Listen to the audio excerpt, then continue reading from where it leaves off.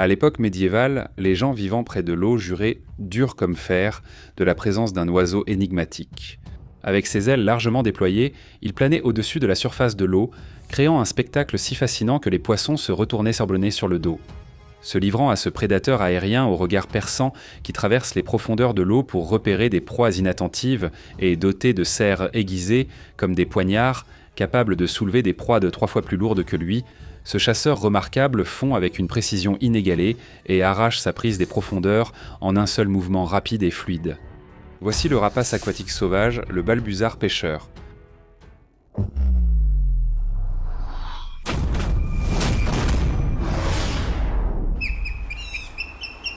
Le balbuzard pêcheur, Pandion aliaetus, est un grand rapace piscivore doté d'une impressionnante répartition mondiale, s'adaptant à une grande variété d'habitats. S'ils sont proches d'un plan d'eau offrant une bonne source de nourriture, ce grand héron bleu est peut-être 3 fois plus grand qu'un balbuzard pêcheur.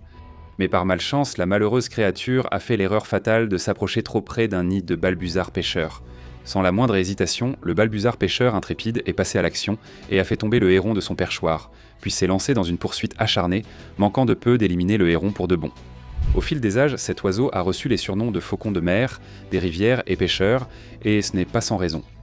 Le balbuzard pêcheur est l'une des rares espèces d'oiseaux présentes presque partout, sauf en Antarctique.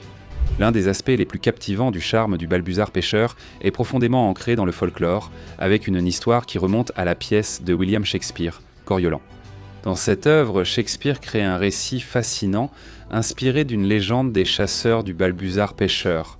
Selon la tradition, lorsque le balbuzard survolait l'eau pour chasser sa proie, sa présence majestueuse devait stupéfier les poissons en dessous, les poussant à se retourner comme s'ils se rendaient à la grandeur de l'oiseau.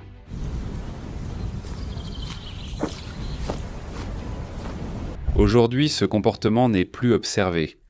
Cette croyance évoquait la facilité de chasse poétique du balbuzard pêcheur, mais cette fascination vient peut-être de son apparence saisissante. Cette créature magnifique arbore un plumage brun profond et lustré sur le dessus de son corps, offrant un contraste saisissant avec sa poitrine blanche, souvent ornée de fines stries brunes. Son ventre est d'un blanc immaculé, semblable à la neige, tandis que sa tête est un chef-d'œuvre de l'art de la nature, avec une couronne blanche et une tache sombre en forme de masque qui met en valeur ses yeux captivants aux iris dorés à brun, ajoutant un charme envoûtant à une allure déjà majestueuse.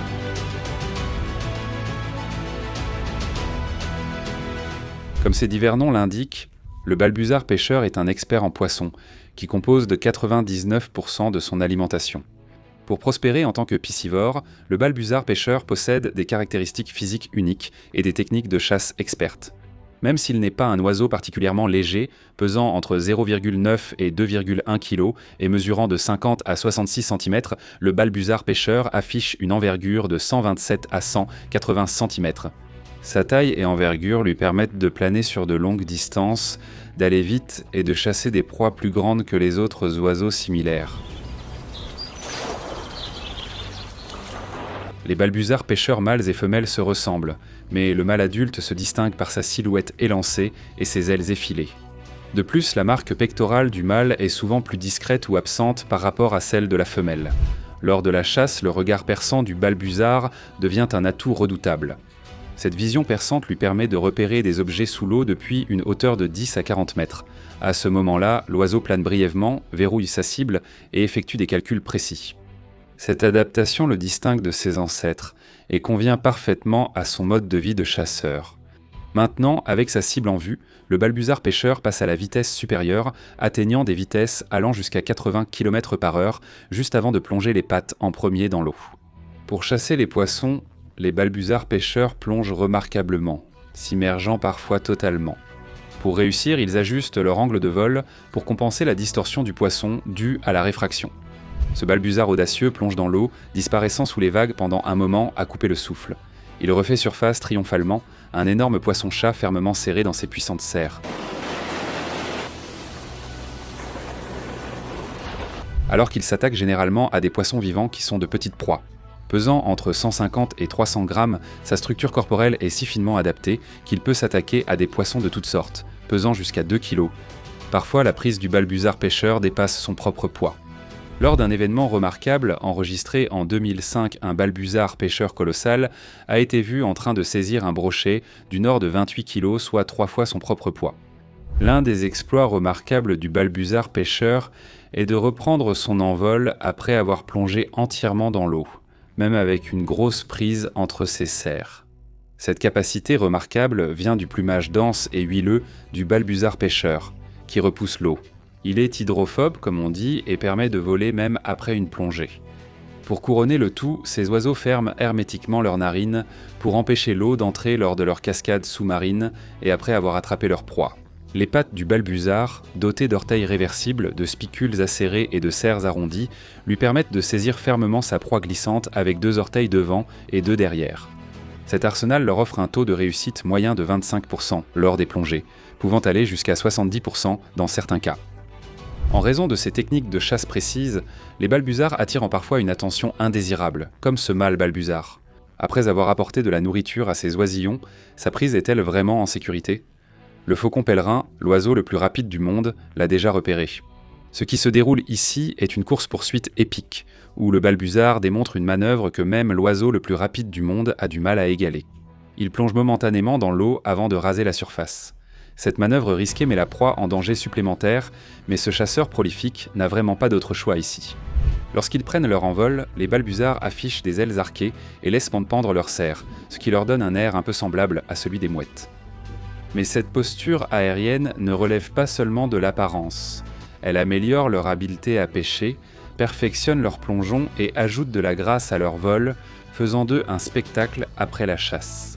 Les balbuzards peuvent généralement déguster leur prise depuis un perchoir à proximité, bien qu'on les ait déjà observés transportant des poissons sur de plus longues distances, peut-être pour savourer leur repas dans un endroit plus isolé. Bien que les poissons soient leur proie principale, les balbuzards ne rechignent pas à diversifier leur menu de temps en temps. Ils peuvent s'attaquer à des rongeurs, des lapins, des lièvres et d'autres petits mammifères, ainsi qu'à des serpents, des tortues, des grenouilles, des oiseaux, des salamandres, des conques et des crustacés, démontrant ainsi leur extrême adaptabilité et leur nature opportuniste dans la nature. Malgré leur comportement féroce et prédateur, les balbuzards montrent une étrange tolérance envers les humains. Ils nichent souvent près de routes fréquentées ou au cœur de villes animées. Leurs serres acérées peuvent causer de graves blessures s'ils sont provoqués. Les balbuzards, habituellement solitaires, se regroupent parfois en petits groupes durant les nuits d'hiver. Ces magnifiques oiseaux communiquent par une série de sifflements aigus appelés sonjip ou yuke. Mais dérangés près de leur nid, leurs cris deviennent des piaillements frénétiques. Il évolue comme un Pokémon. Les balbuzards sont connus pour leur nature monogame, formant souvent des liens à vie avec leurs partenaires. La période de leur saison de reproduction varie tout au long de l'année, selon leur emplacement. Au printemps, le couple débute un partenariat de 5 mois pour élever sa progéniture. La femelle pond en général 2 à 4 œufs sur un mois. Comptant sur la taille du nid pour maintenir une chaleur optimale pendant l'incubation, ces nids, soigneusement entretenus chaque saison, peuvent servir de foyer prospère à plusieurs générations. Certains résistent à l'épreuve du temps pendant une impressionnante période de 70 ans. Les œufs de balbuzards sont incubés pendant environ 35 à 43 jours avant l'éclosion, après quoi les poussins nouvellement éclos restent dépendants de leurs parents pendant environ 2 à 3 mois. Étonnamment, les jeunes balbuzards déploient leurs ailes et prennent leur envol pour leur première migration, tout seuls, en se fiant à leur instinct, plutôt qu'en suivant les traces ou les battements d'ailes de leurs parents. À la fin du XIXe siècle et au début du XXe siècle, les populations de balbuzards étaient en grand danger à cause des collectionneurs d'œufs et de la chasse, ce qui a également mis d'autres rapaces dans la même situation. Cependant, les années 50 et 60 ont marqué une période de déclin drastique pour les balbuzards dans de nombreuses régions, principalement en raison de l'utilisation généralisée de pesticides comme le DDT, qui a entraîné la production d'œufs à coquilles fines, facilement cassables ou infertiles, entravant ainsi la reproduction. Heureusement, l'interdiction du DDT dans de nombreux pays, associée à la diminution des persécutions, a ouvert la voie à un remarquable rétablissement chez les balbuzards et d'autres oiseaux touchés. Aujourd'hui, on estime que la population de balbuzards se compose d'environ 100 000 à 500 000 individus matures. Il est classé en préoccupation mineure sur la liste rouge de l'UICN. L'augmentation du nombre de balbuzards reflète une tendance positive pour cette espèce majestueuse. Quoi qu'il en soit, merci d'avoir regardé et je vous retrouve dans la prochaine vidéo, comme un poisson dans l'eau, comme si j'étais l'oiseau, j'y vais, d'accord, au revoir.